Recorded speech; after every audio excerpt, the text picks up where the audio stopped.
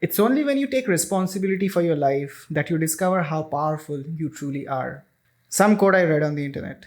So, what does that quote have to do with the title of this video, which is kind of depressing if you think about it? Well, a lot actually. I know that we try to avoid failures as much as possible because who wants to fail when you can just win? But failures are kind of inevitable, you know? In the grand scheme of things, it wouldn't be unfair to say that failures make you who you are. And the way you treat failures has an impact on how your life turns out to be or how successful you become. Because no matter who you are at this point in your life or how you feel about yourself, if you think about it, you can definitely find a bunch of reasons that put you in the situation you're in right now. Whether you're rich or poor, happy, unhappy, hopeful about the future, or depressed, I can guarantee that every single one of you had to go through a string of failures in one form or another to be the person that you are today. But what separates the people who are likely to be successful than those who aren't comes down to one thing: their perspective. People who tend to succeed are usually those who learn something from failing. Because if you treat failures as something to be loathed and despised because it hurts your self esteem, then what you're essentially doing is letting go of your ability to learn a lesson from it. This could be true in your case if you're trying to be a content creator, or if you're already a content creator and you're trying to turn that into a business, or if you're a creative person in general, just trying to make a living off your art. If you go and search about the history of some of the most big names on YouTube today, you'll see that every single one of them had to go through a string of failures before they got their first big break. None of them, and I mean none of them, were overnight successes, even though to us now it may seem that way. What I'm trying to say is that failures are not something to be shunned or to be embarrassed about. They're something that we should rather celebrate because they make us who we are, they make us human. Show me a person who's willing to share how many times they've failed, and I can most certainly tell you about the strength of their character. Admitting failures, and even more so, willing to share them with others, makes us authentic. And authenticity is something that's unfortunately becoming rarer in our society, isn't it?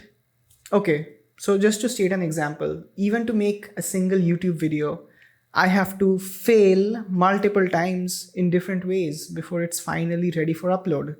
There are times when I mispronounce words, go too far off script, or lose my train of thought, or make some mistakes while editing.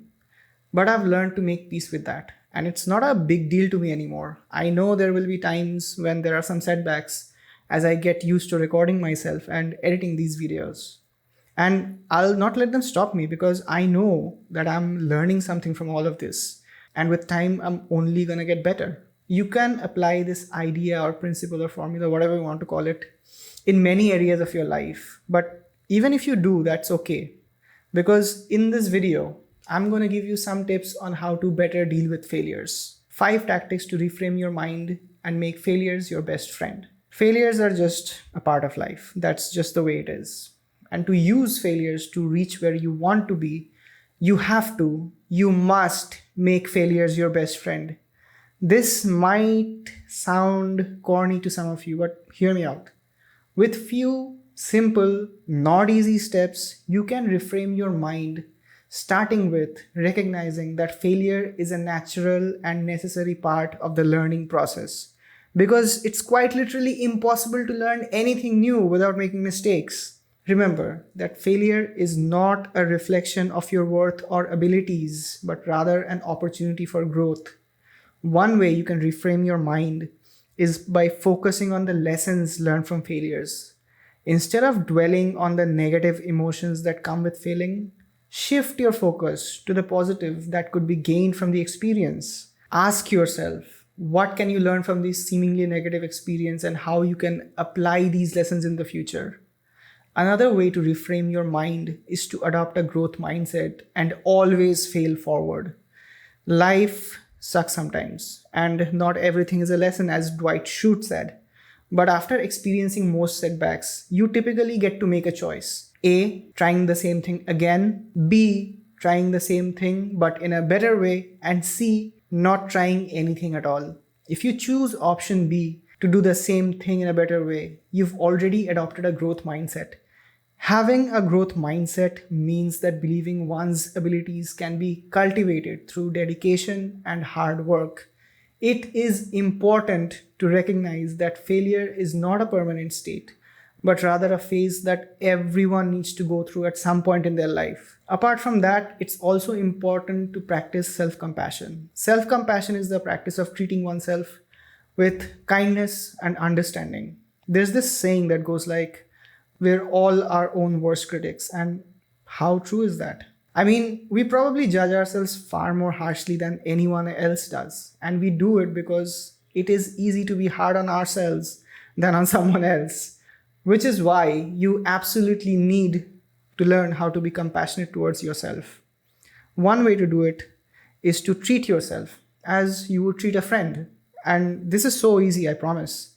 Imagine this scenario. Imagine a friend coming to you and complaining about something, wanting to just vent. Would you ask them to fuck off and tell them they're a worthless piece of shit and they should never talk to you again?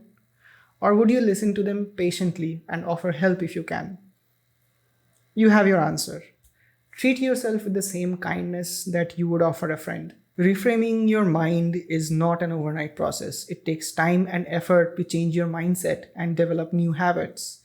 So, with dedication, you can reframe your mind and make failures your best friend. Not in a never leave your side kind of a best friend, but more of a helps you become the best version of yourself best friend. Also, surround yourself with positive people. And I cannot stress this enough because the people around you are going to have a massive impact on the life you lead and how successful you become.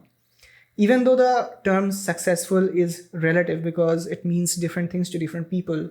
But if you ask me, being successful means that you're happy with what you do for a living and your work gives you fulfillment. You have peace of mind because you know you're financially secure. You have time to explore your interests, invest in further education, and learn new things.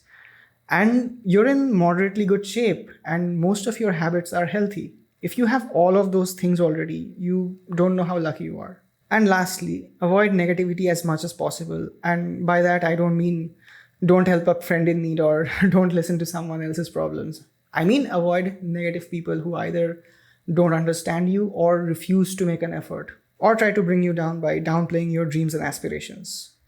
Be careful with whom you share your intimate details with, whether it is about your personal life or your professional life. The kind of negative people I'm talking about here are the people that always find ways to put their fears inside of your mind. And I hate to say this, but they could be your close friends, your mom, your dad, your siblings, or anybody you know. Whenever you say something, talk about a new idea or something unconventional that you really want to do, they'll say things like, oh, it'll never work. You'll fail and other negative stuff.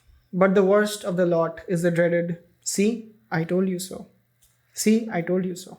There's something about that phrase that gets me really worked up. And what's even worse is that they're going to be right 9 out of 10 times. 9 out of 10 times. Because if you're trying something new, you will have to fail multiple times before you succeed.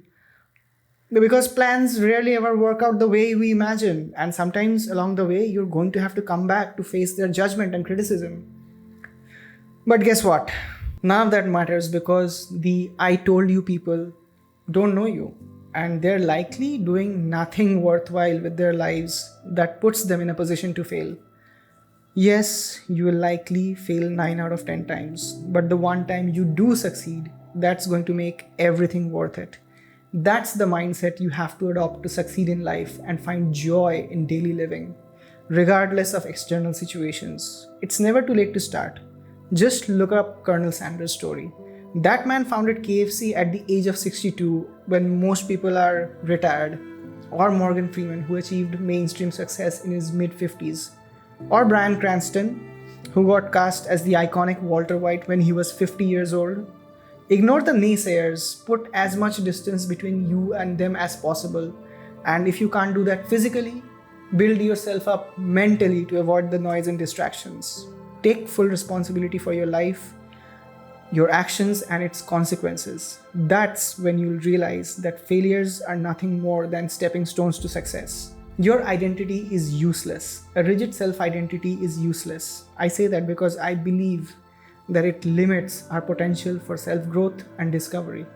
When we become attached to an idea or a thought of who we are, we can shut ourselves off to new experiences, new perspectives that may challenge our core ideas, beliefs, and values.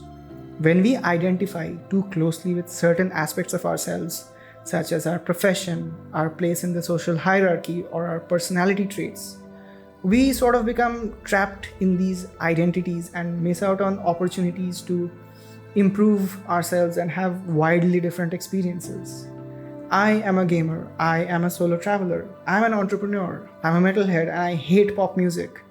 I'm a vegan. A rigid identity is also harmful because it makes us defensive or resistant to feedback that challenges it in any way. It can lead to feelings of anxiety and insecurity, and we also may feel that our sense of self is being threatened by perceived failures or shortcomings. This could lead to us having a fear of trying new things, taking risks, because we may feel that any setback would be a reflection of our own identity and self-worth. Instead, it can be helpful to approach our sense of self with a growth mindset. Rather than attaching ourselves to a fixed idea of who we are, we can view ourselves as beings that are constantly evolving. This allows us to be open to new experiences and perspectives, and to view failures as opportunities for growth and learning. As humans, we can and often do have a variety of interests. I like gaming, movies, music. I like to travel. I like video editing, making travel films, psychology, writing, drinking, and many other good stuff. I also like coming up with new ideas to solve problems, working on our business, and so much more. So what do I self-identify as? Which part of my identity do I let it hurt the most when I encounter a failure? Okay, now I'm just talking too much. I'll stop. Subscribe if you want to see more of me. It's not necessary, but it helps. I appreciate you all for watching till the end. See ya.